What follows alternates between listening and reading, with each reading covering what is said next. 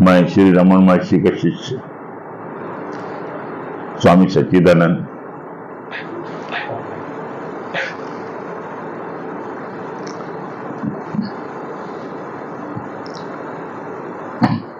आज किसी ने पूछा कि मैंने पहले गुरु मंत्र लिया था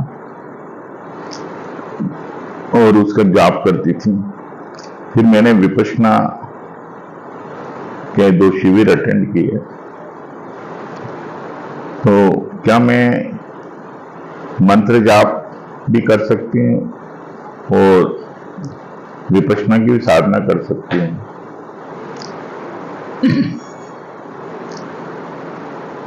इसमें समझने योग्य बात यह है, विपश्यना की जो साधना है वो साक्षी की साधना है, अवेयरनेस की साधना है, जागरूकता की साधना है। इसमें एक है ना, एक अंग है चित्तानुपश्यना, चित्त को देखना, हमारे विचारों को, हमारे इमोशंस को, है ना, ये एक तरह की साक्षी की साधना। और जप जो है एकाग्रता की साधना है। अगर हम जप के प्रति साक्षी भाव रखें, है ना, तो यही साधना साक्षी की साधना हो जाएगी। जप में भी क्या होता है, वेखरी मध्यमा पश्यंती पर, ये जो पश्यंती वाला हिस्सा है वो साक्षी का है। तो अगर आप जप कर रहे हैं वो उसके प्रति साक्षी हैं, मंत्र दृष्टा हो जाते हैं, मंत्र करता नहीं रहते, मंत्र के दृष्टा हो जाते हैं, तो ये साक्षी की साधना है। अगर इसे आप साक्षी होकर करते हैं तो विपश्यना से कोई विरोध नहीं है। मंत्र जब कोई ऐसी चीज नहीं जिसको करने से कोई नुकसान होता है।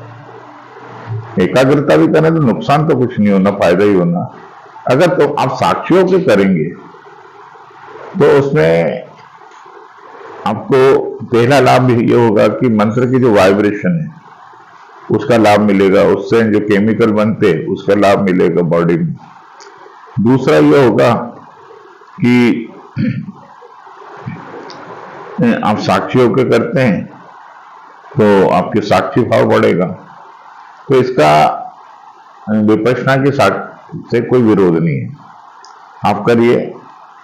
बस ध्यान रखिए कि साक्षी रहना है ना। अगर साक्षी भाव अगर आप किसी भी कर्म में जोड़ते हैं तो वो साधना हो जाती है, आपको आध्यात्म की ओर ले जाएगी। अब क्या होता है कई बार कि हम खाना बना रहे हैं या झाड़ू लगा रहे हैं, नहा रहे हैं, खाना खा रहे हैं, पैदल चल रहे हैं, तो उस समय जो हमारा अवचेतन मन है कुछ और सोच रहा रहता है, और चेतन स्तर पर, देह स्तर पर हम कहीं और प्रेजेंट होते हैं, यानी माइंड कहीं और प्रेजेंट होता है और हम फिजिकली हम कहीं और प्रेजेंट होते हैं, तो एक विभाजन हो जाता है। अगर हम उस समय साक्षी हो जाए हमारे चित्त के प्रति, पैदल चल रहे हैं तो हमारे चित्त में क्या हो रहा है, कौन से विचार आ रहे हैं, विचारों के साक्षी हो जाएं, भाव के साक्षी हो जाएं, तो उससे क्या होगा, आपका चित्त गिर जाएगा, चित्त शांत हो जाएगा और आप वर्तमान में आ जाएंगे, है ना। आपके अंदर आत्म तत्व का अनुभव होगा जो सदा ही वर्तमान, आपको अपने होने का अनुभव होगा। कोई विचार नहीं, कोई भाव नहीं, क्रिया हो रही है, शरीर क्रिया कर रहा है, आप अपने साक्षित्व में पड़ रहे हैं, आत्मा में स्थित है। आप नहा रहे हैं, पैदल चल रहे हैं, कुछ भी कर रहे हैं, अगर आप अंदर साक्षी हैं तो वो चीज स्वतः एक साधना हो जाती है, साक्षी की साधना।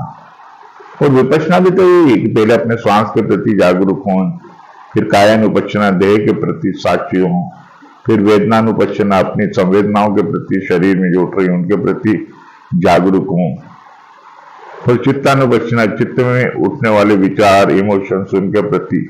फिर धम्मानुपश्यना है, धारती धर्म, यानी अपने इमोशन है, अपने मूड से, है ना, अपने भाव दशाएं, नेगेटिव पॉजिटिव, सबके प्रति सजग होना है, और अहम वृत्ति के प्रति सजग होना, ये हो गया धम्मानुपश्यना। और अंत में संप्रज्ञान यानी प्योर अवेयरनेस या सेल्फ अवेयरनेस, बस इतना ही है। तो आप करिए, जब साक्षी भाव के साथ जप करिए और विपश्यना भी करिए, कोई विरोध नहीं है। साक्षी भाव को ना छोड़े, दोनों बस। धन्यवाद। मेरे चैनल को सब्सक्राइब अवश्य करें। धन्यवाद।